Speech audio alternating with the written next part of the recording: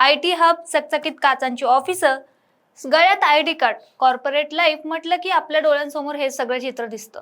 पण नाशिकच्या एका मोठ्या IT कंपनीत बंद दरवाजाआड जे काही शिजत होतं ते ऐकलं तर तुम्हाला ऑफिसला जाताना 10 वेळा विचार करावा लागेल। कारण हे सगळं खूपच नवीन आणि जे की यापूर्वी कधीही घडलेलं नाही अशी घटना आहे। कुणी याचा विचारही केला नसेल की कॉर्पोरेट लाईफ मध्येही या गोष्टी होऊ शकतात। लव्ह जिहाद ऐकलं असेल, जिहाद ऐकलं असेल, पण नाशिकमध्ये एक धक्कादायक प्रकार घडला ज्याला कॉर्पोरेट जिहाद असं म्हटलं जातं। हे प्रकरण इतकं गंभीर बनलंय की आता स्थानिक पोलिसांच्या जोडीला केंद्रीय तपास यंत्रणांनी म्हणजे सेंट्रल एजन्सीजनी गोपनीय सूत्र आपल्या हाती घेतली आहेत। यात केवळ लैंगिक शोषण नाही तर एक विशिष्ट मॉड्यूल आणि विदेशी फंडिंगचे धागेदोरे सापडत असल्याचा संशय व्यक्त केला जात आहे। नेमकं काय आहे हे प्रकरण, कसं आलं ते बाहेर, पोलिसांच्या त्या अंडरकव्हर मिशन मध्ये काय सापडलं आणि केंद्रीय यंत्रणांचा संशय नक्की कशावर आहे जाणून घेऊया सविस्तर व्हिडिओच्या माध्यमातून। नमस्कार, मी पूजा आणि तुम्ही बघताय सत्य पे सत्ता म्हणजेच थोडक्यात पण महत्त्वाचं। या संपूर्ण प्रकरणाचा पर्दाफाश करण्यासाठी नाशिकचे पोलीस आयुक्त संदीप कर्णिक यांनी अत्यंत धाडसी आणि चित्रपटाला शोभावा असा एक अंडरकव्हर मास्टर प्लॅन तयार केला होता। पोलीस उपायुक्त मोनिका राऊत यांच्या मार्गदर्शनाखाली 3 महिला पोलीस अधिकारी आणि काही निवडक कर्मचाऱ्यांनी आपले खरे स्वरूप लपवून चक्क वेषांतर केले आणि त्या संबंधित नामांकित IT कंपनीत नवीन कर्मचारी म्हणून दाखल झाल्या। पुढील 10 दिवस या महिला पोलिसांनी तिथे सामान्य कर्मचाऱ्यांप्रमाणे ट्रेनिंग घेत असल्याचे भासवले। याच काळात त्यांनी कंपनीच्या कानाकोपऱ्यात काय चाललंय यावर करडी नजर ठेवली। सुमारे 40 CCTV कॅमेऱ्यांचे तासनतास फुटेज तपासत असताना या अधिकाऱ्यांनी आरोपींकडून महिला कर्मचाऱ्यांना होणाऱ्या अश्लील स्पर्श, त्यांना मारले जाणारे टोमणे आणि मानसिक छळावे अत्यंत ठोस पुरावे स्वतःच्या डोळ्यांनी पाहायला मिळाले। इतकंच नाही तर दहशतीखाली असलेल्या पीडित तरुणींना विश्वासात घेण्यासाठी या महिला पोलिसांनी त्यांचं तासनतास काउन्सिलिंग देखील केलं। त्यानंतर या तरुणींनी समोर येऊन तक्रार देण्याचं धाडस दाखवलं।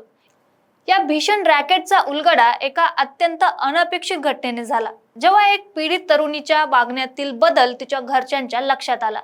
ही तरुणी घरी कोणालाही काहीही न सांगता गुपचूप रोजे पाळत असल्याचे जेव्हा तिच्या कुटुंबियांना समजले तेव्हा त्यांना मोठा संशय निर्माण झाला आणि तिथूनच या धर्मांतरणाच्या मॉड्यूलचे धागेदोरे पोलिसांच्या हाती लागले। तपासादरम्यान आरोपींच्या कार्यपद्धतीचा जो भयानक चेहरा समोर आला त्याने सर्वांच्याच पायाखालची जमीन सरकली।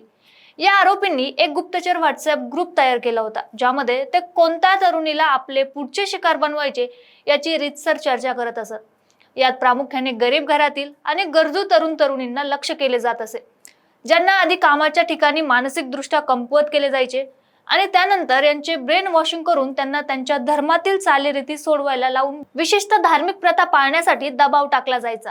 आरोपींची गुन्हेगारी मजल इथेच थांबली नाही तर त्यांनी प्रमोशन देण्याची किंवा मुंबई पुण्यासारख्या मोठ्या शहरात नोकरी मिळवून देण्याचे आमिष दाखवून या तरुणींना विविध रिसॉर्टवर नेले आणि तिथे त्यांच्यावर शारीरिक अत्याचार केल्याचे गंभीर आरोप आता समोर आले आहेत। या तरुणींनी या आमिषांना किंवा दबावाला बळी पडण्यास नकार दिला।